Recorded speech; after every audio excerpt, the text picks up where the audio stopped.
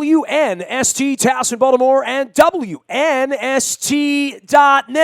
Plenty of big stories, and we've been following the life and times of Muhammad Ali in so many ways this week. We will continue back into that conversation momentarily, as well as the Stanley Cup Finals and the NBA Finals, and even the OTAs with the Ravens this week and mandatories next week. But the Orioles are still at home, taking on the Royals now after a week of AL East play. They'll get back after Toronto, and then next week more AL East as well. Eddie Matz covers all things Orioles as well as the Nationals as a regional reporter for ESPN and the worldwide leader. You can follow him out on Twitter at ESPN Eddie Matz. That's M-A-T-Z. And we welcome him on, one of our defending champions and mutual baseball lovers. Hey, man, it's June. The Orioles are in the race, and for that, I am grateful. And they got as good a chance as anybody right now, right, dude? They do. They do. Every time you think they're about to start doing the reality check and drop out of it, they keep chipping away. And I think the big reason is because it's a flawed division, right? I mean, it's no secret that Orioles pitching leaves a lot to be desired, the starting rotation. But you look around the division, and the Red Sox would be the biggest threat, or I guess if you're in Boston, the Orioles are the biggest threat. But regardless, it's the same kind of team. Plenty of offense. They got David Price at the top, but after that, they got issues. And Price hasn't even been Price so far. So it looks like they could certainly keep doing what they're doing. Who knows whether they win the division? Who knows whether they get a wild card? But at this point, either one of those doesn't seem out of the question. Yeah, well, Eddie, I think part of this is like the 3 and the 4 and the 5 starters, whoever they are for any of these teams. A lot of it really is how bad they are and how early you're going to have to go to the bullpen. And now we're seeing Betances sort of struggle after Chapman wasn't there. The Orioles don't have O'Day for a little while now. Once you get into the backside of these bullpens and wear them down, there really has been a movement afoot in the last 5 years to fortify bullpens, to get as many arms there as you can get, and to forego $20 million starting pitching in lieu of the bullpen. But not everybody has deep depth. I would say this with the Orioles. They believe in Givens. They believe in Brock. They believe in some of these guys. They're going to be seeing more of them just because that's the nature of the beast, because the Jimenezes and the Gallardos and even Gausman to some degree, they really can't be relied upon. No, I agree with you. I think the Orioles actually are in a good position depth-wise, because I think it's more than just kind of blind belief in your own guys when it comes to Givens and Brock, especially Brock. I feel like Brock, for sure, I think has the goods to do what needs to be done with O'Day on the DL. That guy can kind of do anything. And as a matter of fact, I was talking to some of the guys in the clubhouse recently, Britton and O'Day, and they were talking about how Brock on any other team would be a closer, and a good one at that. And here he's basically third on the depth chart in Baltimore. So not worried about that, really. I don't think O'Day, I know there's kinds of injuries with O'Day. He's got a hamstring. They can linger, but I don't think it will. And even if it does, I think they have the depth to handle it. Not to mention Britton is a guy that doesn't mind going more than the inning and can go more than the inning. And I've talked to him about that. He loves doing that. He thinks it's ridiculous, as most of us do, that closers are just one-inning guys. He's already had a couple multi-inning saves, or greater than one inning this year. So, if need be, he can pick up some of the slack in the eighth inning. Brock can. Givens still has his issues with lefties. I don't think he is quite as good as he showed at the end of last year, but I don't think he's quite as mediocre as he's shown in some spots at the beginning of this year. So I think somewhere in between lies the reality, and I think it's going to be enough to give them what they need while O'Day is gone. But like you said, the big question comes with the starting rotation and how often Buck will need to bridge that gap. How often will he need to go to the bullpen? Tell you what, it can't get much worse than it's been so far, right? With outside of Tillman, it's just been kind of... it can get a lot worse. I mean, it could be 2 and 3 inning starts where you don't give the team a chance to win. And, I mean, Jimenez would be the example of how it could be worse, because every fifth day you're 3-4 innings into the game, you're down 3-4 runs, you're going to have to go to the bullpen, and then it becomes sort of garbage time. And, hey, Worley has played a nice role in that, and he has really soaked up a lot of quality innings for the team, sometimes not under the best of conditions. But I'm with you, and I know you wrote about Jimenez last week. What is to do there, and what is to do with Gallardo and these guys that they have bottom fished in the free agent market, even though it's a lot of money, and I hear that, but you spend bad money on mediocre pitching, and this is the result where, and this is one of those things that makes the old man nuts, right? To not want to spend money on pitching is because of this experiment with Ubaldo Jimenez and Gallardo, both late market free agents, both at a quote-unquote discount. And, of course, the Orioles even shaved even more off of Gallardo in the offseason and getting a year off of his deal. That still looks like even a better bad signing. I don't even know what to say, but at some point these guys got to take the ball and go out there and get you to the 5th or 6th inning sometimes. Yeah, I mean, look, that's such a ripe subject. So many thoughts there. First, starting with, talking about the old man doesn't want to spend the money. You get what you pay for, and if you buy a 10 or 12 million starter, which was going right for Jimenez and Gallardo, you might get that. Chances are you are going to get that. That's not to say if you spend $25 million a year on a starter, you're going to get your money's worth. But if you bottom feed, as you called it, which is kind of what they're doing, that's what you're going to get. You get what you pay for. So I think with Jimenez, I mean, it can't get much worse than it's been. It can't get any worse than it's been for him. So I think their hope right now is that at some point he's going to show the good Ubaldo head for a few starts. I personally don't think it's going to happen. The problem is there's nothing to replace him with. Like, even if you want to, I remember in Econ 101 back in college, the first week we learned about sunk cost, right? Once the money is spent, it's spent. There's no reason hanging on to this thought of what you should have gotten for the money because the money is already spent. It doesn't make a difference what you do going forward. So with Ubaldo, fine. He's making whatever it is, $26.5 million over the last 2 years of his contract. So there's this thought, well, if you release him, you're just wasting that money. Well, either way, you're spending that money, and if he continues pitching the way he's been pitching, you're still wasting that money.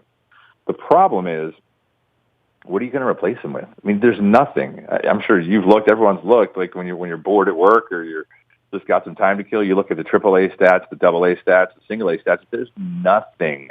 Well, that speaks volumes to this organization right now, and the laughing that I do over the weekend when I hear these clowns on the Masson broadcast talking about the Orioles being, buyers, toward the deadline, and they're going to make deals with what? With what? Yeah. And even if they had top prospects, they're not the kind of organization that's going to be trading Jonathan Scope away a year or two ago because they have a hard enough time finding those guys. So, and retaining them in the case of Chen or Gonzalez, who they let walk away, who's now back in the big leagues again as well. So I don't know where the replacement is, but I know I've been hearing about Dylan Bundy for 5 years, and so far he looks like a bad relief pitcher, right?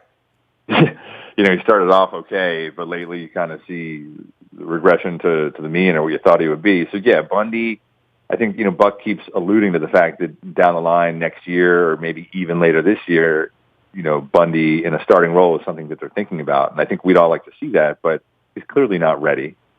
He's learning on the job because he has to learn on the job because he can't get sent back down to the minor leagues because he has no more options left. So he's probably not the answer. And you're always worried about him getting hurt again, too. Let's be honest, right? Yeah. But he's no longer the great white hope here. I mean, he's no longer a guy like in 2012 you were going to trade in the pennant race for Cliff Lee or John Lester or something like that, right? I mean, that's the way he was breathed about. That was his value 4 or 5 years ago, was to get someone else's Manny Machado. And, that ship has certainly sailed, right? Yeah, no question. And so now what you'd love to do, because they clearly, if anyone's buying starting pitching at the deadline, it's the Orioles, right? They're contending.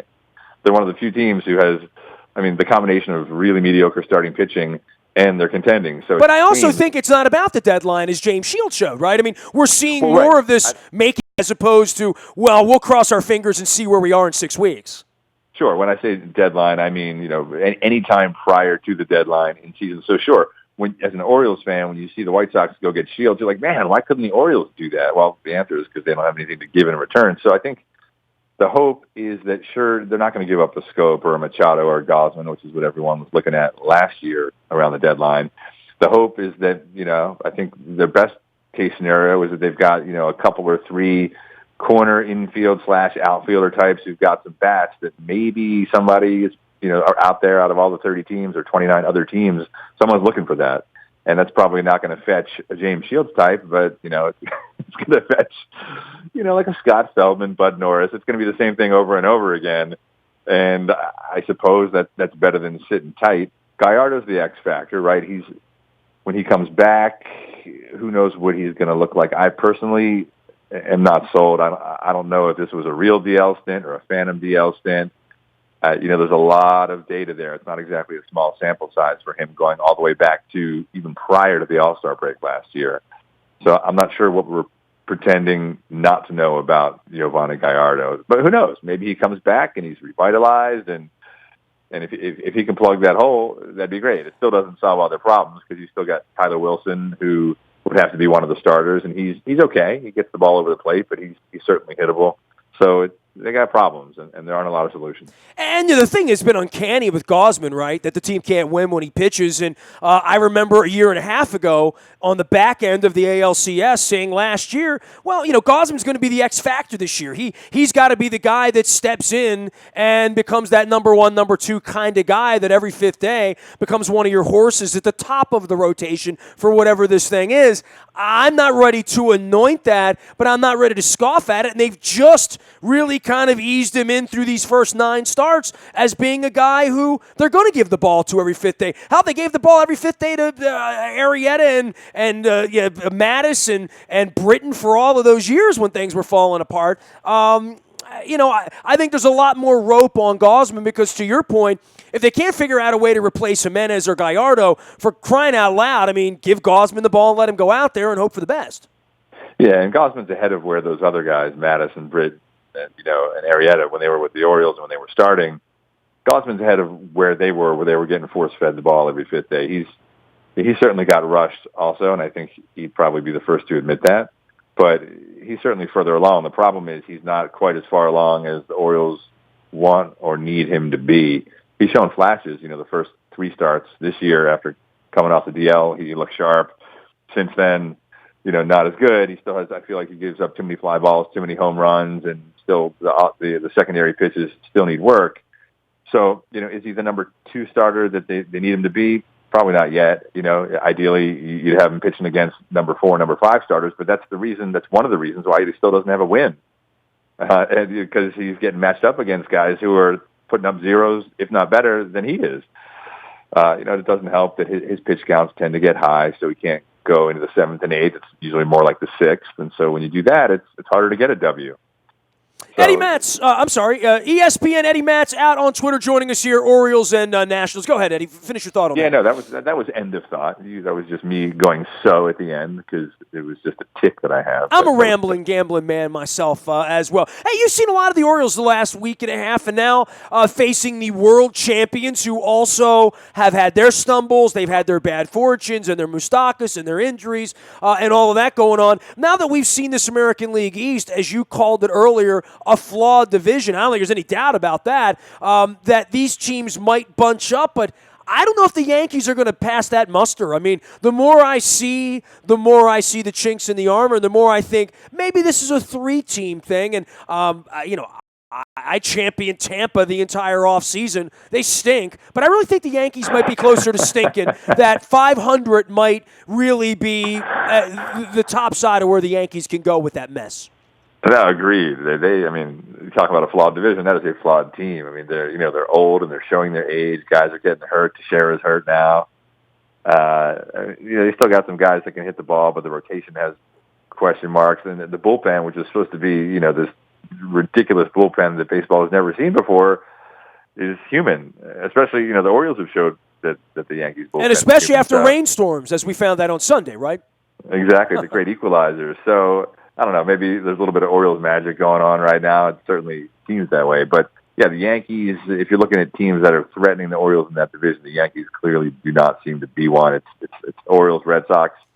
Blue Jays look like they're finally starting to move a little bit. But, yeah, the Yankees almost seem like an afterthought at this point. And meanwhile, the Royals stumble in here this week on the backside of getting their asses kicked by the Indians. Hey, the Indians aren't bad. And I spent a lot of time doing Cleveland radio here the last couple of weeks just with LeBron and with the Orioles and the Indians playing last week. I know nobody's going to the games there, and that's a story, and that's a story here in Baltimore as well that we can tackle at some point with some candor and honesty. But the Indians look pretty good, and that shortstop's exciting. I think their pitching's coming around, and the Royals are a stumble right now, and the White Sox trying to make themselves better with Shields. That Central Division is a more interesting division to me than the East. Yeah, and I feel like it's been that way for. I mean, you could argue that the East was stronger historically, but I feel like the Central over the last few years, you kind of never know what you're going to get. I mean, I think the expectation in recent memory is that the Twins haven't been good. Although coming into this year, I personally I look like an idiot now. I was pretty high on the Twins. I expected them to do good things. I thought they surprised last year, looked good at the end of the year, especially against the Orioles. Had some good young players, like the manager, but here they are looking like they're on their way to 100 losses plus. It's incredible, like what an ensemble of hope was there and how all of it just, I mean, Houston stunk for a month and a half. Looks like they're waking up a little bit. But with these young teams, look at the Red Sox with Bradley and with Betts and with Bogarts. When they all come together at the same time, you're going to win a lot of ball games, right? Oh, goodness gracious. It is scary. And, Cleveland's got a little bit of that too. Not at that level, but like you said, Lindor at shortstop looks like he's the truth. So, the Royals stumbled out of the gate, but they've sort of put it back together even though they've got some injury concerns. And then the White Sox are kind of the coin flip team, right? They kind of surprised at the beginning. Now they've kind of fallen back to earth, but they pick up Shields. So, yeah, that division, it'll be interesting to see over there how it plays out over the course of the summer. All right, you spend a lot of time down with the Nationals and the dancing presidents and all that good stuff. The Mets feel like they've been in chase the whole time. I have a feeling in September they'll be a couple, 3-4 games apart. I think they're both very good baseball teams. Obviously, the Cubs are the toast of the world, but the Nationals have put together a nice year, a nice offseason through all the tumult and all the problems. They've answered the bell and gone out and played 600 ball, and they look like a team that's going to play 600 ball.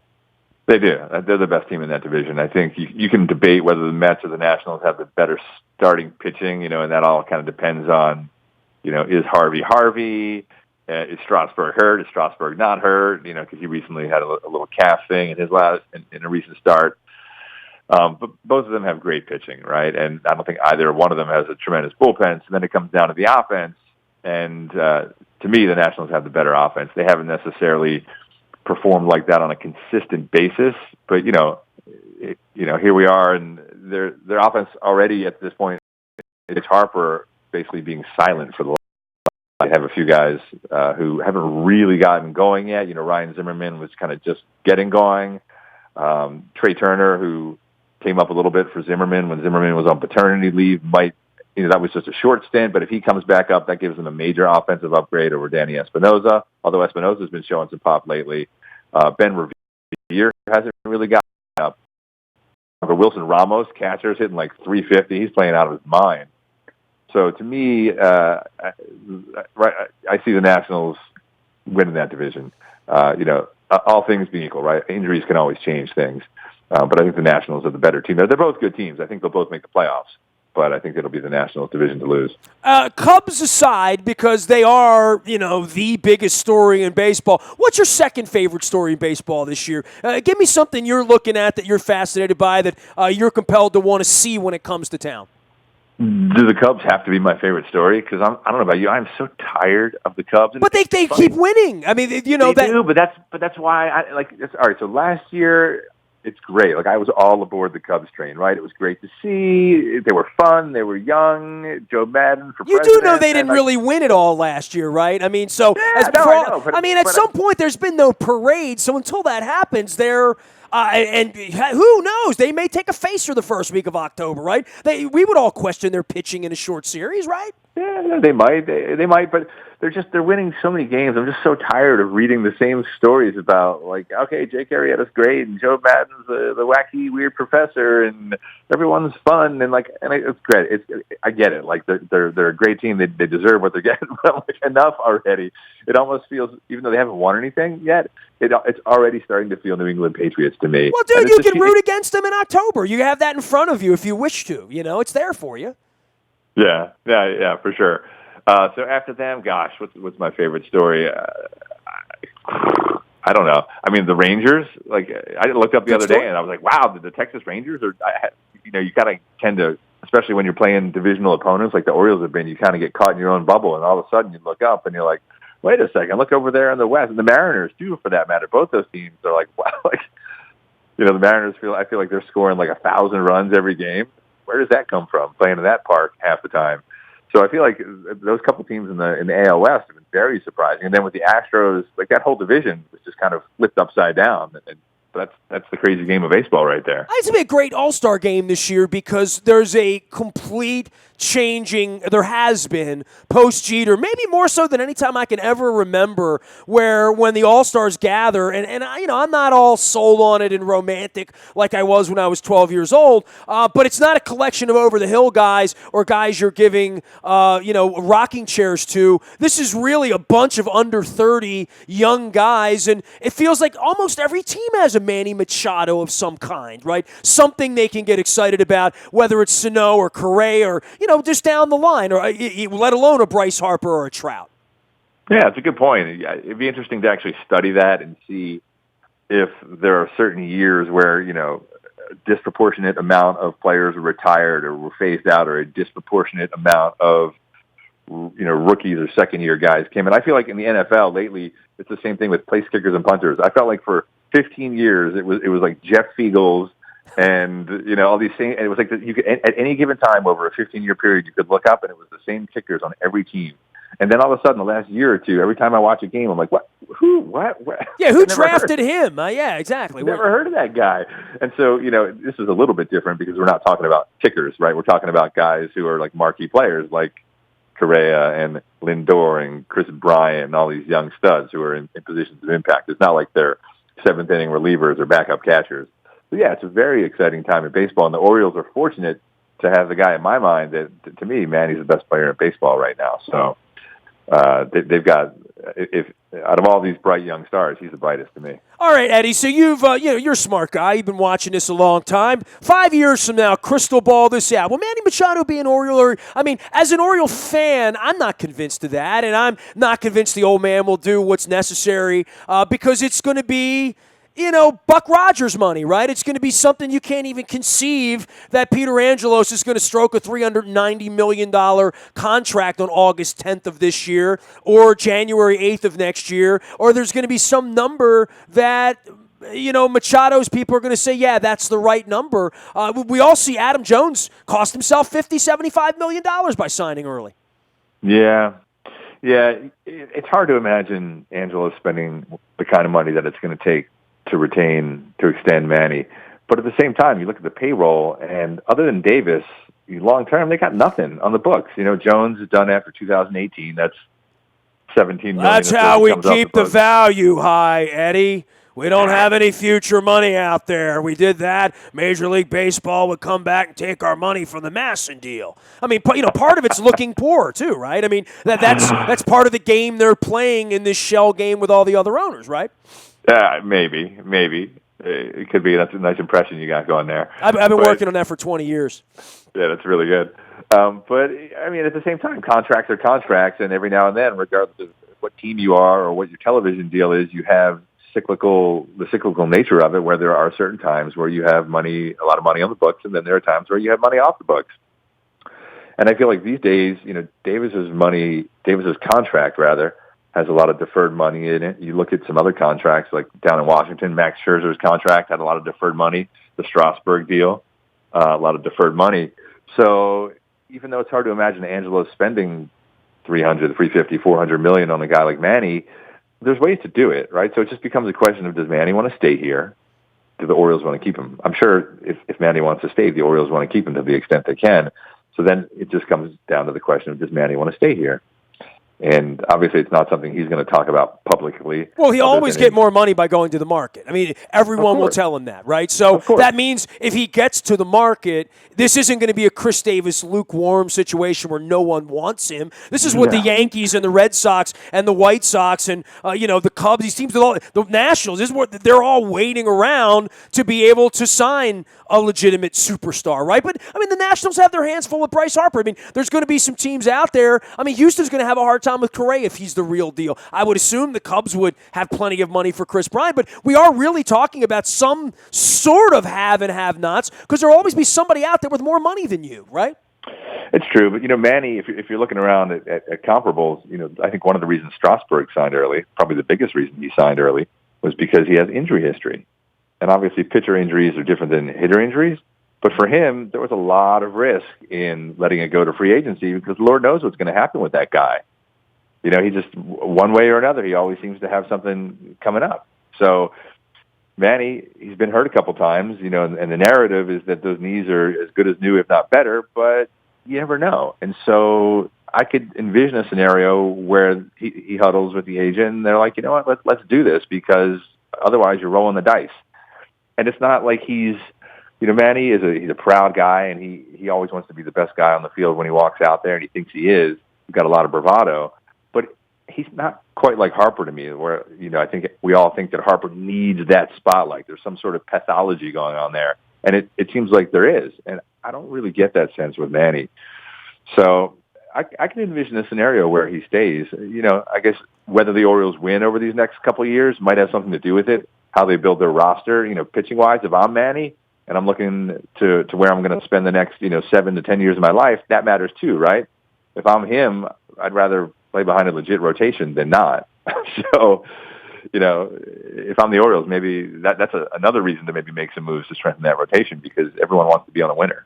Eddie Matz is ESPN. Eddie Matz out on Twitter. You can find him at ESPN.com, covering the Birds as well as the Nationals here in the corridor. One thing for sure, right? I have a feeling when the Ravens kick off that first football, September 11th, whenever it is, the Orioles are also going to be in a race. And we haven't been able to say that every year, so for that I'm always appreciative. I don't know where they're going to stand against the Red Sox and how the summer and the good fortunes and O'Day and Hardy and these other injuries they've had. And, I mean, Lord knows Adam Jones has a hitch in his swing right now. Davis hasn't been all that productive. But by and large, my guess is 90 days from now, they're going to be in this race, and it's going to be an exciting summer around here. Yeah, I agree with you. Things keep heading the way they are. Like we said, pitching can't get much worse than it's gotten. So I expect them to be in the thick of it as well. They're not going to be good enough that we're going to be overconfident like those Cubs fans, but at least there'll be some fun. Eddie, always great having you on, man. A pleasure following you out on Twitter as well. Enjoy your time at the ballpark, man. All right, thanks. Have a hot dog for me. There he goes. ESPN Eddie Matz is how to find him out on Twitter. You can find me in the Buy a Toyota Audio Vault 24 hours a day from anywhere in the world on your mobile device. Download the TuneIn Radio app. We come in crystal clear. And if you missed that, the morning newspaper's there for you as well. That's all brought to you by Planet Fitness and PlanetFitness.com. And our text service, the best thing we do to your mobile device in real time. Breaking news happens first on the WNST text service. That's all brought to you by Coons Ford of Security Boulevard. And, of course, Dennis Kolatzis is here on Thursday, driving you home from 3 until 5 with the Sunday Sports Voice heard on Thursdays from 3 until 5. It's all brought to you by Coons Ford of Security Boulevard. I will be at Black Eyed Susan in Glendon. It's kind of a card specialty shop with some great chocolates. They always fatten me up when I'm over there. I'll be there from 11:30 to 2, signing copies of Purple Rain 1 and Purple Rain 2 for Father's Day. So I'll be out in Glendon this Saturday, 11 until 2. Hope to see you out there. We are WNST.net, AM 1570, and WNST Towson, Baltimore. And we never stop talking Baltimore sports. 2. Welcome back, WNST Towson, Baltimore, and WNST.net. We will get back to our regularly scheduled programming here, which, of course, Oriole baseball and entertaining the Royals this week, heading off to Canada, as well as the OTAs and the Ravens and the NHL and the Stanley Cup and all of that.